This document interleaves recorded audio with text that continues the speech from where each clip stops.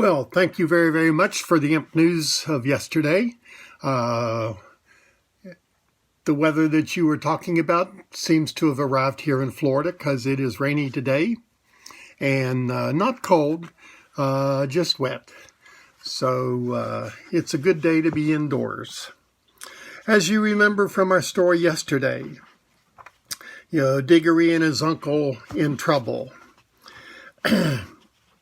Aslan asked Polly if they had made up, and Polly replied, "Yes, Aslan, we've made up." "That is well," said Aslan, "and now for the boy himself." Which leads us into the story of Strawberry's adventure today. Diggory kept his mouth very tight shut. He had been growing more and more uncomfortable. He hoped that whatever happened, he wouldn't blub or do anything ridiculous. "Son of Adam," said Aslan, "are you ready to undo the wrong that you have done to my sweet country of Narnia on the very day of its birth?" "Well, I don't see what I can do," said Diggory. "You see, the queen ran away and—" "I ask, are you ready?" said the lion. "Yes," said Diggory. He had had for a second some wild idea of saying, "I'll try to help you if you'll promise to help about my mother." But he realized in time that the lion was not at all the sort of person you could try to make bargains with. But when he had said yes, he thought of his mother, and he thought of the great hopes he had had, and how they were all dying away. And a lump came into his throat, and tears in his eye, and he blurted out, "But please, please, won't you? Can't you give me something that will cure my mother?" Up until then, he had been looking at the lion's great front feet, and the huge claws on them, and now, in his despair, he looked up at its face. What he saw surprised him as much as anything in his whole life, for the tawny face was bent down near his own, and, wonder of wonders, great shining tears stood in the lion's eyes.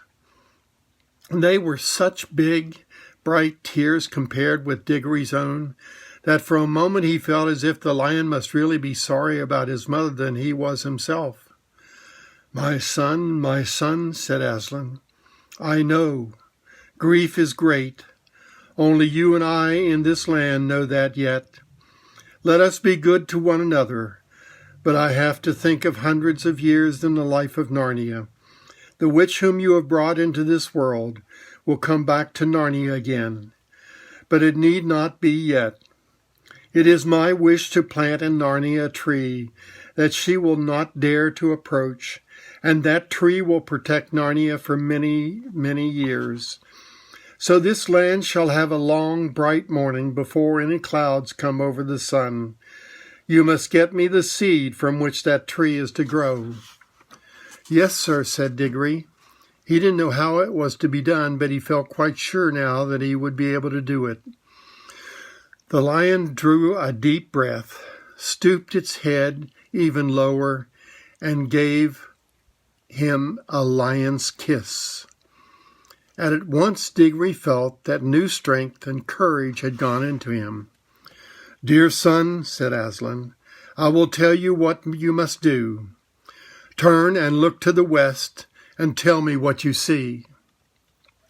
"I see terribly big mountains, Aslan," said Diggory.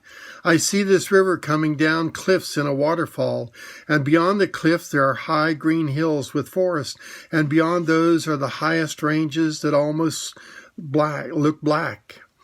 And then far, far away, there are big snowy mountains, all heaped up together, like pictures of the Alps, and behind those there's nothing but the sky." "You see well," said the lion. "Now the land of Narnia ends where the waterfall comes down, and once you have reached the top of the cliff, you will be out of Narnia and into the western wild. You must journey through those mountains till you find a green valley with a blue lake in it, walled around by mountains of ice. At the end of the lake there is a steep green hill. On the top of that hill there is a garden. In the center of that garden is a tree. Pluck an apple from that tree and bring it back to me." "Yes, sir," said Diggory again. He hadn't the least idea of how he was going to climb the cliff and find his way among all the mountains. But he didn't like to say that for fear it would sound like making excuses. But he did say, "I hope, Aslan, you're not in a hurry. I shan't be able to get there and back very quickly." "Little son of Adam, you shall have help," said Aslan. He then turned to the horse, who had been standing quietly beside them all this time, swishing his tail to keep the flies off, and listening with his head on one side, as if the conversation were a little difficult to understand. "My dear," said Aslan to the horse, "would you like to be a winged horse?" You should have seen how the horse shook its mane and how its nostrils widened and the little tap it gave the ground with one back hoof. Clearly, it would very much like to be a winged horse, but it only said, "If you wish, Aslan, if you really mean. I don't know why it should be me. I'm not a very clever horse." "Be winged. Be the father of all flying horses," roared Aslan in a voice that shook the ground. "Your name is Fledge." The horse shied, just as it might have shied in the old miserable days when it pulled a hansom. Then it reared. It strained its neck back as if there were a fly biting its shoulders, and it wanted to scratch them. And then, just as the beast had burst out of the earth, there burst out from the shoulders of Fledge wings that spread and grew larger than eagles' wings, larger than swans, larger than angels' wings in a church window. The feathers shone chestnut color and copper color. He gave a great sweep with them and leaped into the air. 20 feet above Aslan and Diggory, he snorted, neighed, and curveted.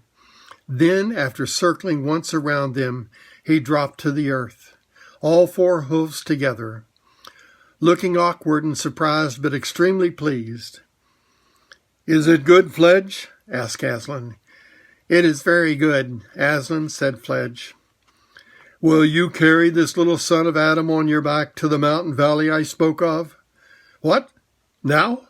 At once?" said Strawberry, or Fledge as we Mountists call him. "Hurrah! Come on, little one. I've had things like you on my back before, long, long ago, when there were green fields and sugar." "What are the 2 daughters of Eve whispering about?" said Aslan, turning very suddenly to Polly and the cabbie's wife, who had in fact been making friends. "If you please, sir," said Queen Helen, for that is what Nellie the cabman's wife was now, "I think the little girl would love to go too, if it weren't no trouble." "What does Fledge say about that?" asked the lion. "Oh, I don't mind too, not when they're little ones," said Fledge. "But I hope the elephant doesn't want to come as well." The elephant had no such wish, and the new king of Narnia helped both the children up. That is, he gave Diggory a rough heave and set Polly as gently and daintily on the horse's back as if she were made of china and might break. "There they are, Strawberry, Fledge, I should say. This is a rum go." "Don't fly too high," said Aslan. "Do not try to go over the tops of the great ice mountains. Look out for the valleys, the green places, and fly through them. There will always be a way through. And now, be gone with my blessing." "Oh, Fledge," said Diggory, leaning toward to pat the horse's glossy neck. "This is fun. Hold on to me tight, Polly." Next moment the country dropped away beneath him and whirled around his Fledge like a huge pigeon, circled once or twice before setting off on his long westward flight. Looking down, Polly could hardly see the king and the queen, and even Aslan himself was only a bright yellow spot on the green grass. Soon the wind was in their faces, and Fledge's wings settled down to a steady beat. All Narnia, many colored with lawns and rocks and heather and different sorts of trees, lay spread out below them, the river winding through it like a ribbon of quicksilver. They could already see over the tops of the low hills, which lay northward on their right. Beyond those hills was a great moorland, sloped gently up and up to the horizon. On the left the mountains were much higher, but every now and then there was a gap where you could see, between steep pine woods, a glimpse of the southern lands that lay beyond them, looking blue and far away. "That'll be where Archland is," said Polly. "Yes, but look ahead," said Diggory, for now a great barrier of cliffs rose before them, and they were almost dazzled by the sunlight dancing on the great waterfall, by which the river roars and sparkles down into Narnia itself from the high western lands in which it rises. There were high western lands in which there were flying too high already that the thunder of those falls could only be heard as small thin sound, but they were not yet high enough to fly over the top of the cliffs. "We'll have to do a bit of zigzagging here," said Fledge. "Hold on tight." He began flying to and fro, getting higher at each turn. The air grew colder, and they heard the call of the eagles far below them. "I say, look at that! Look behind," said Polly. There they could see the whole valley of Narnia stretched out to where, just before the eastern horizon, there was a gleam of sea. And now they were so high that they could see tiny-looking jagged mountains appearing beyond the northern moors, and plains of what looked like sand far in the south. "I wish we had someone to tell us what all those places are," said Diggory. "I don't suppose they're anywhere yet," said Polly. "I mean, there's no one there and nothing happening. The world only began today." "No, but people will get there," said Diggory, and then they'll have histories, you know." "Well, it's a jolly good thing they haven't now," said Polly, "because nobody can be made to learn it. Battles and dates and all that not." Now they were over the top of the cliffs, and in a few moments the valley land of the Narnia had sunk out of sight behind them. They were flying over wild country of steep hills and dark forests, still following the course of the river. The really big mountains loomed ahead, but the sun was now in the traveler's eye, and they couldn't see things very clearly in that direction, for the sun sank lower and lower till the western sky was all like one great furnace full of melted gold, and it set at last behind a jagged peak, which stood up against the brightness as sharp and flat as if it were cut out of cardboard. "It's none too warm up here," said Polly. "And my wings are beginning to ache," said Fledge. "There's no sign of the valley with the lake in it, like what Aslan said. What about coming down and looking out for a decent place to spend the night in? We shan't reach that place tonight." "Yes, and surely it's about time for supper," said Diggory. So Fledge came lower and lower.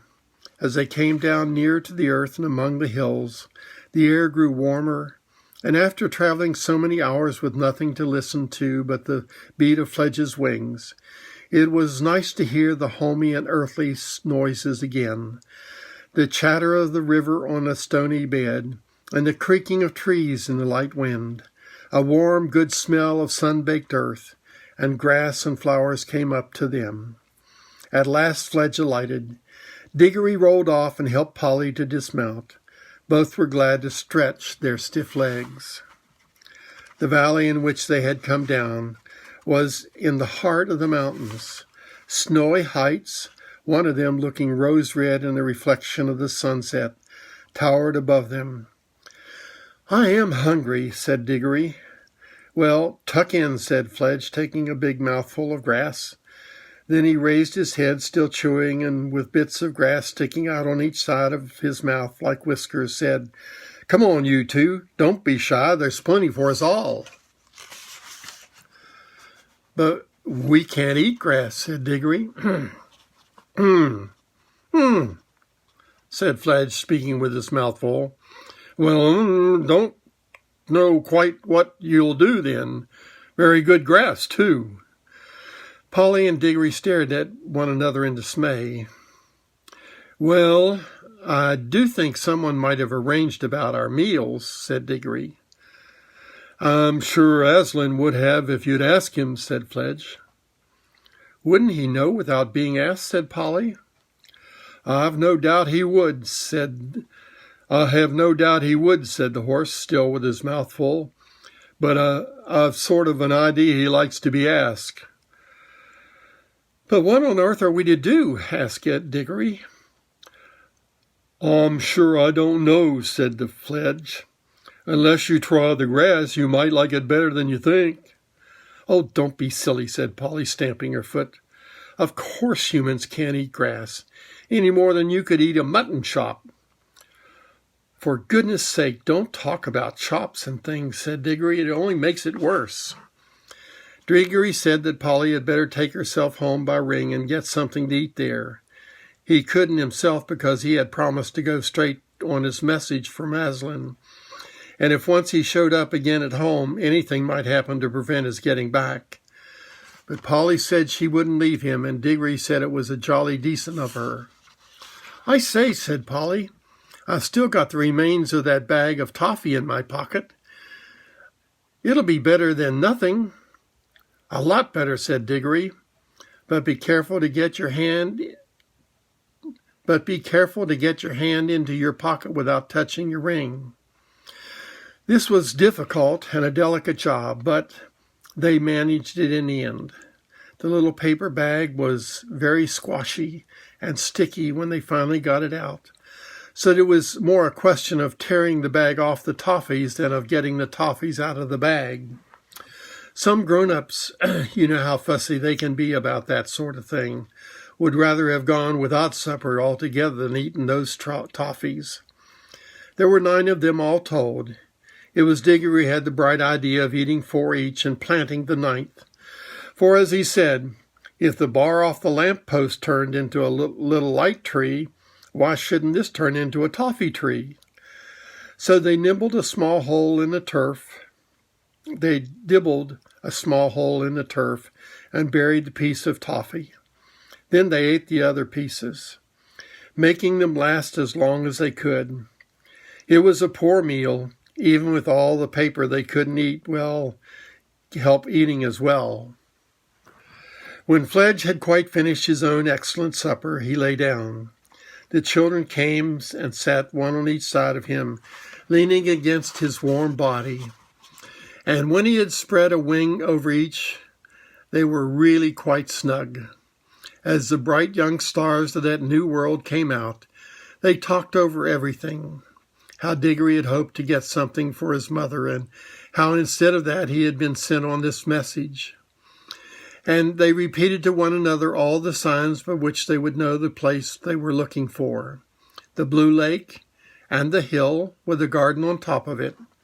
The talk was just beginning to slow down as they got sleepy. Then suddenly Polly sat up, wide awake, and said, "Hush!" Everyone listened as hard as they could. "Perhaps it was only the wind in the trees," said Diggory presently. I'm not so sure," said Fledge. Anyway, wait. There it goes again. By Aslan, it is something." The horse scrambled to its feet with a great noise and a great upheaval. The children were already on theirs. Fledge trotted to and fro, sniffing and whinnying.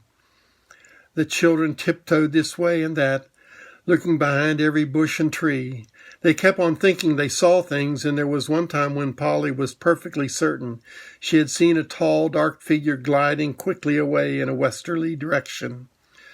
But they caught nothing, and in the end Fledge lay down again, and his children re-snuggled, if that is the right word, under his wings, and they went to sleep at once. Fledge stayed much awake longer, moving his ears to and fro in the darkness, and sometimes giving a little shiver with his skin as if a fly had lighted on him. But in the end, he too slept. And that's the story of Strawberry's adventure, at least the beginning of it. Tomorrow, we'll be reading An Unexpected Meeting. So you all have a wonderful day. Enjoy one another, being, together in your homes. And Mom and I sure do love you all. Love you. God bless. Bye-bye.